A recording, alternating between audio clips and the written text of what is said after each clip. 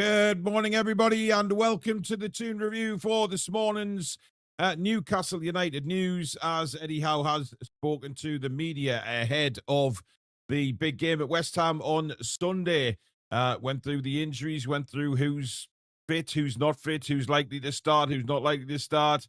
But as usual, he keeps himself, things very, very, very close to his chest, of course, doesn't he, when it comes to these press conference. However, Louise Taylor wasn't there this morning, so that's obviously a very, very bright spark to the press conference itself.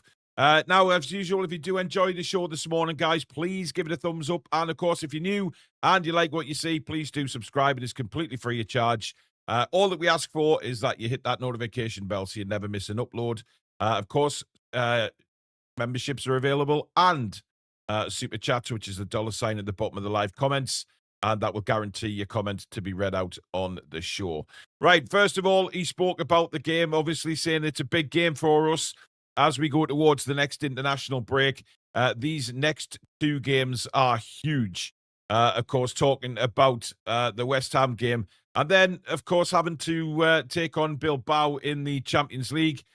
Newcastle United doing really well at the moment in the Champions League with a big, big possibility of qualification. And another 3 points against Bilbao next week. That would be absolutely fantastic. And put Newcastle in a very, very, very good position to actually qualify, which it would be a monumental achievement to get into the next round. And, of course, we have to think of the financial implications on that as well, how good it will be to, get some more cash through the door, so to speak. So very, very important for Newcastle United. Now, he was asked at the start about the Carabao Cup draw, because obviously we've been drawn at home. He said, we asked for a home tie, so that was really well received. Tough game, having just played against Fulham. That makes it an interesting one for us. Very narrow victory. We look forward to when it comes around, but we are pleased to be at home. Now, I think, to be honest, I think all of us as fans, we're very, very happy with the situation of the Carabao Cup draw. For once, something went our way in a draw, and we actually got a home tie. We avoided the big boys, so to speak, for now. But listen, I mean, whether we got Man City, Arsenal, or whoever it may be in the Carabao Cup, we can beat anybody. And I mean that home and away as well. I know our away form in the Premier League hasn't been what it really needs to be this season, and Eddie was actually asked about that, which we'll touch on a bit later. But he was actually, in good spirits about the draw and thinking, this is an opportunity for us again to get to a Carabao Cup semi-final, a trophy that, of course, means so much to Eddie and means so much to the players and the club itself. Us as fans, we remember the fantastic celebrations of finally breaking the 70-year domestic duck and, getting that monkey off our back, so to speak. And now we're back in it again and heading towards, hopefully, another final. And how fantastic would that be? 3 finals in 4 years. Incredible. But obviously there's a long way to go yet, and nobody's getting carried away. And I don't think we should. I think that's risky when we start getting carried away. Paul says, hopefully they will play better next time against Fulham. They did it the hard way the other week. Absolutely, Paul. But what I do think is lessons were learned. And, I think we're getting better week on week. And Eddie touched on that in his press conference this morning. Does he feel like the team was a few clicks away? Does he feel that those clicks are now sorted? And he said, we're never, ever going to be sorted. He said, there's always the element of learning. There's always the element of changing things around. And, that's what I love about Eddie. He's never satisfied with just what he's done. He wants to improve. He wants to move forward. And you have to love that about Eddie. His confidence is sky high in his players. And one word that came across for me this morning in his press conference numerous times was the word love. He loves his players. And I think that was there for all to see this morning, about talking about how much he loves his players, how much he loves working with them. And then obviously he was asked whether certain players are world class, about Tonali, etc. However, he wouldn't answer that. And I think, being a journalist, you should know that he's not going to answer that. He's not going to put the additional pressure on his players. And I think he even said the words, I don't want to create a headline for you guys by saying, somebody is world class yet. What about the other players? Yeah, he's not going to answer that straight off. Adam says, need to win the next 3 games before the break to keep up the good work. Craig says we should have both fullbacks plus Wissa for the Carabao next round. Yep. I mean, he still didn't give a definitive date on Wissa. I mean, look, we're just going to have to wait on him. He's not going to, put any pressure on the player himself or himself, really, because, you look at Wissa, he's coming on, he's doing well, he's on the grass. But Eddie made it perfectly plain and simple this morning that they won't risk him. They're not going to risk him. He's on the grass now. He's working on his fitness. He hasn't trained with the team yet because he's not going to train with the team until Newcastle feel he is fully fit and ready to go. So they are really looking after him. Lewis Hall has an opportunity to be in the squad on Sunday. He hasn't trained with the team yet, but Eddie's saying we'll see if that changes today. So there's a possibility Lewis Hall will be in the squad for the West Ham game, but certainly not in the starting lineup. He's well off that at the minute. Kev says, lessons learned the other week, plus Fulham can't concentrate fully on the cup, considering their league position. Never an easy game, though. I think that's what a lot of people are turning to and talking about Fulham is the fact that, they're not doing very well in the Premier League, and maybe they will focus on the Premier League more than they'll focus on this game. But we know better than anybody, guys, that a good cup run suddenly puts belief into your side, and it can impact the league. Now, it could go both ways. It could, it could be a really good impact, or it could be a negative impact. But certainly if you have a good cup run and you're winning games in the cup, you want to turn that form into Premier League, and it creates a good feeling around the dressing room. If you're progressing in a cup competition, you have a chance of getting to Wembley, etc., you are going to feel good. The team is going to feel good. So it could go both ways. But let's see where Fulham are when the game comes around, and then I'm sure Marco Silva will make a decision on what sort of team he puts out. We know that we can change quite a few positions in that team and still have a very strong side. So I believe it's probably one of the best draws we could have asked for, with no disrespect to Fulham. But yeah, maybe their concentration might be on somebody else. But we will have players back from injury as well. So it might be a chance to, Wissa might be ready to, start the game. Get him some match minutes. We'll just have to wait and see. Chipper says, I think Wissa will be back for Man City. Possibly. I think that might be a push, mate.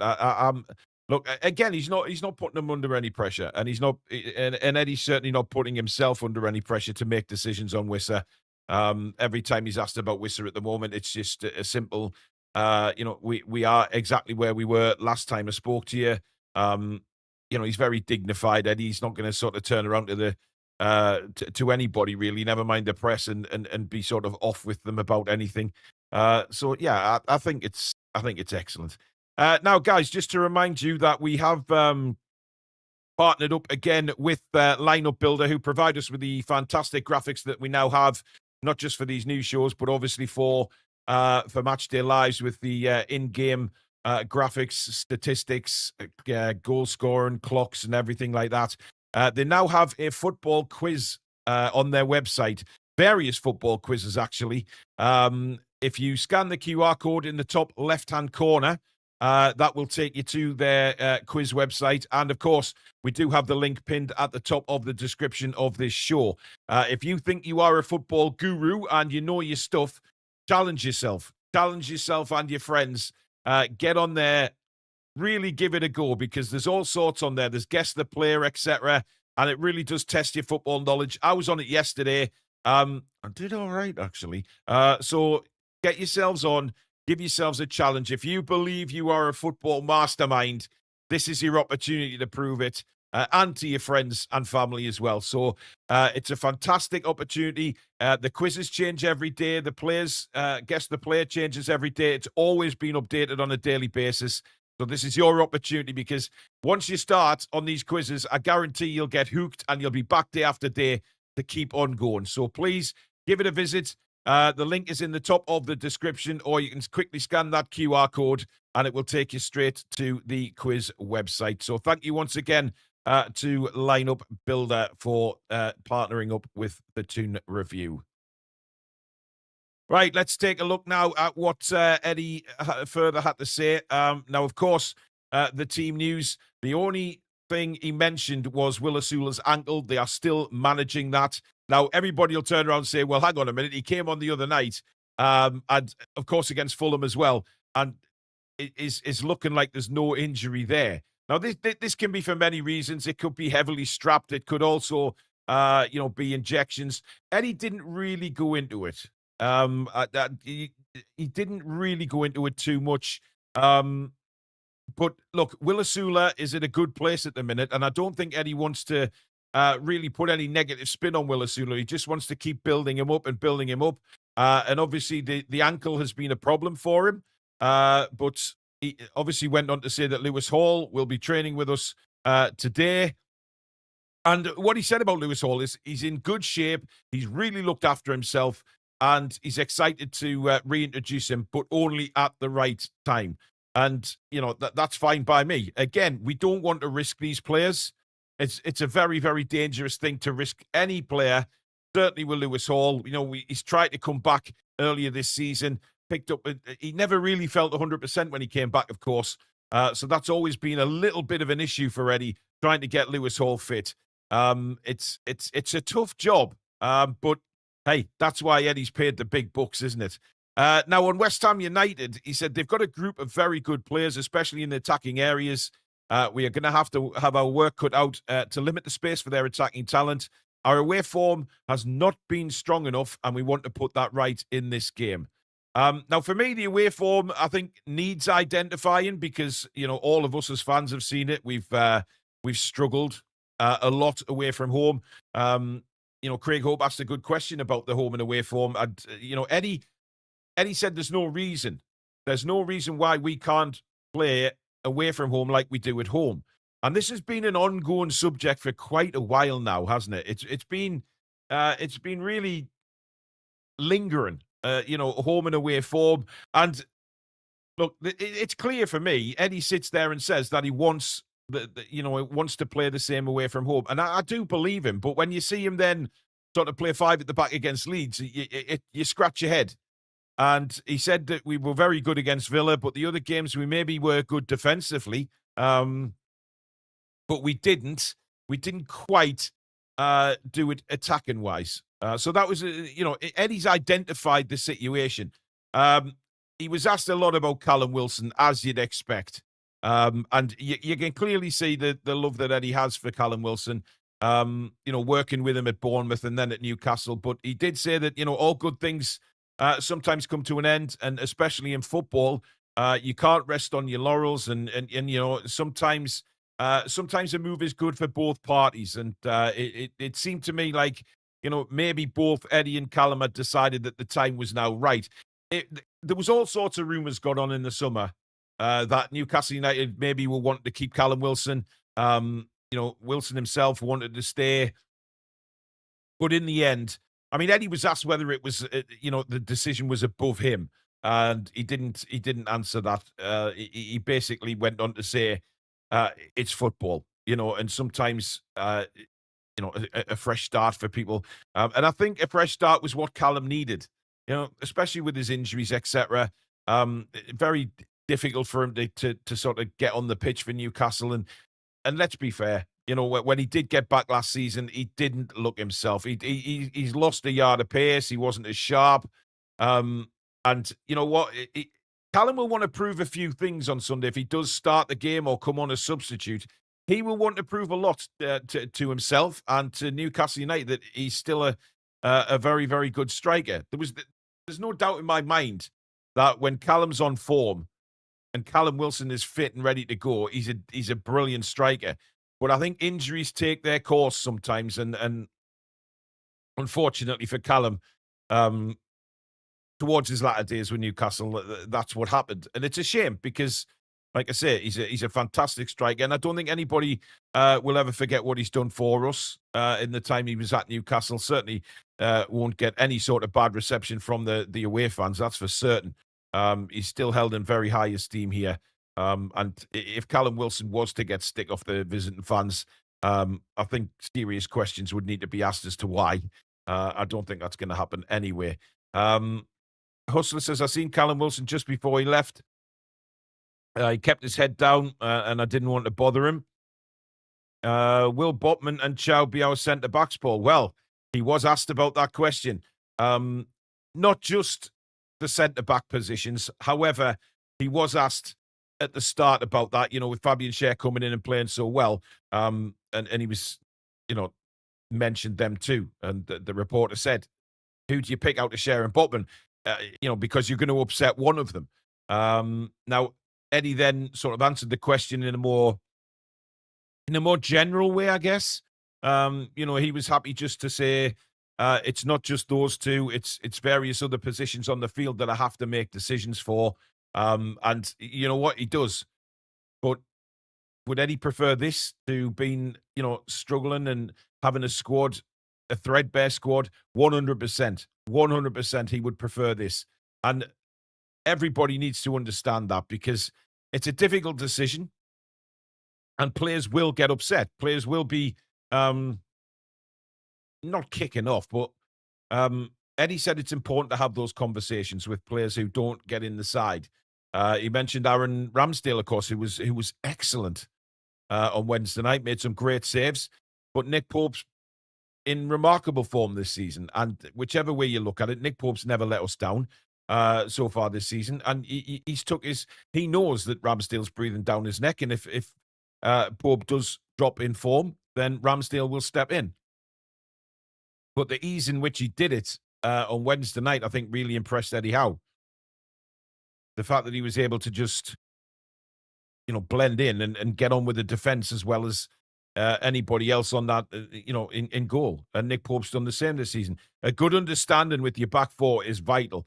We've seen that over numerous seasons when it hasn't been quite right and there's been something going on. And we play really badly. However, Chow, it's a massive decision. For it's Botman or Schär to play alongside Malik Chow, because he was asked about Malik Chow in the process of signing him, and it seems that we've been chasing him for a lot longer than we thought. Not just a couple of transfer windows. He's been very much on the radar. So I think that's absolutely fantastic. And you know what? I think Malik Chow, when we looked at him in the summer or previous windows, his form wasn't superb. He was very much up and down. However, what Malik Chow seemed to need was a new start. And maybe Italian football wasn't for him. Maybe that somebody like Malik Chow likes the speed and the robust pace and toughness of the Premier League. Certain players love it. Certain players can't get used to it. But Malik Chow has come in and got used to it straight away. Nick Voldemar has got used to it straight away. So there's a lot of players have come in and really took it by the scruff of the neck and said, yeah, I'm ready to go here. So up to Eddie is all I can say. I don't listen. If it was me, I would probably go back to Botman and Chow. I think they've got a really good partnership going in the Premier League right now. And obviously, I don't think Eddie will want to rock that. It's a shame for Fabian because he played on Wednesday and played really well. Again, he's done nothing wrong this season. But I think, and I said this on the live show last night, I think that Fabian Schär may be in a position now where he realizes his age and he realizes that there is younger players coming through who will probably play more football than him. That's just fact. That's just life. And Fabian will still get a lot of games.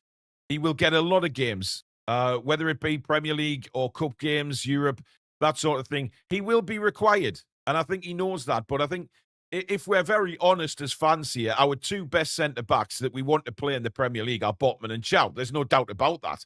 But it is so good that we've got the backup there now. Should there be any issue with sort of injuries and things like that, we've got the players that can come in. Now, Reece says, one thing I've noticed is how much other teams' fans are raving about Sandro and how complimentary they are. Well, they can't say anything else.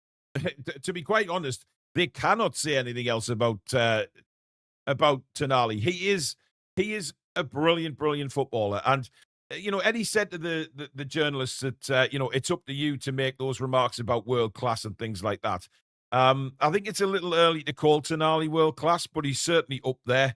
Let's give him a few years. Let's see what he does. World class for me is banded around far too easily these days. When you look at players in the past, the real world class players, some of them that are branded world class these days couldn't lace their boots, and you have to be very careful when you're labeling somebody world class, which Eddie didn't want to do. He has the players in his own mind who are up at that level. Of course he does. And Tonali's going to get the plaudits. Bruno's going to get the plaudits. And various other players in the team are going to get the plaudits because we have a team full of really exciting players. One question that he was asked was about the squad itself. And is the squad he has this year the best that he's ever had in his career? Which would include, of course, Bournemouth. And he said yes. He said this is. He said if I gave it some thought, this would be without a doubt. He said, looking at the players he's had in the past to what he's got now at his disposal. Obviously, Bournemouth. He was on a very threadbare budget at Bournemouth and did what he did, which obviously put his name out there in the footballing world, getting Bournemouth from really almost bankruptcy to Premier League. And listen, I don't subscribe to the crap that said, oh yeah, but he got them relegated. You look at the season that got relegated, man. How he kept them in the Premier League for so long was just an unbelievable achievement. And then hit with injuries, etc. It was a thankless task, really, to try and keep them in the Premier League that year. But look, he's ours now.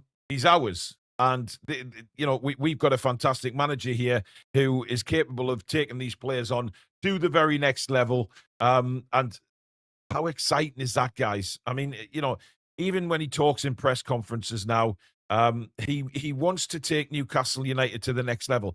He's coming up on his 4-year anniversary with Newcastle, and he was asked about it and where he is now. And he just said that the years just go so quick. He says he can't believe it's 4 years. He's achieved so much in that 4 years.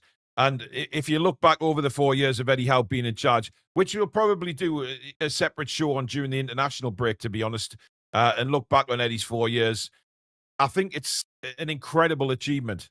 Champions League twice in the 4 years, 2 cup finals, very nearly getting through to another, semi-final if we'd done it against Chelsea. It's an incredible achievement. Surviving relegation when he first came into the club, where he got the club to finish. The positives for Eddie Howe far outweigh the negatives. Absolutely far outweigh the negatives, and we all know that. And yes, we can have a go at Eddie for some of his decisions. That's part of football. That's just us as fans, frustrated sometimes when things don't go the team's way. We'll look at the players and we'll look at the manager. And Eddie kind of alluded to that in the press conference and said, look, there is going to be times where we have ups and downs. Without a shadow of a doubt there is. But it's how you respond to that. And there's no doubt, he mentioned the form leading up to the Carabao Cup final last season. He said, I think we went through a little bit of a rough patch. But then the West Ham game, funny enough, was the game that sort of we went to the London Stadium, won, and then we went on to win the cup. So, it's absolutely very important that you take, some results will steer you on to better things. And absolutely that happened last year. But if you're looking at 4 years for Eddie Howe, how anybody could possibly say it's been more negative than positive, I do not know. Does he have his faults? Probably. Yes, he does. As does any other manager in the Premier League. As does any footballer that comes on the pitch. They all have their faults. But it's how you respond to the faults. You do things a little bit differently, and you hopefully learn from things. And without a doubt, Eddie's learnt. But now Eddie Howe is in a position that he probably hasn't been in at Newcastle in those 4 years, is he's got one hell of a squad to pick from. He's got an incredible squad to pick from that he hasn't had. He's got difficult decisions to make on players. And as hard as that is, because you're going to upset players, because all the players want to start the game. But he said he doesn't necessarily subscribe to keeping them happy, because the players know that if they get an opportunity, they'll stay in the side. Maybe not when you're sort of rotating in cup games, but if you get an opportunity to step in the Premier League, as you know, Botman and Chow have done earlier this season, they're undroppable right now, in my opinion.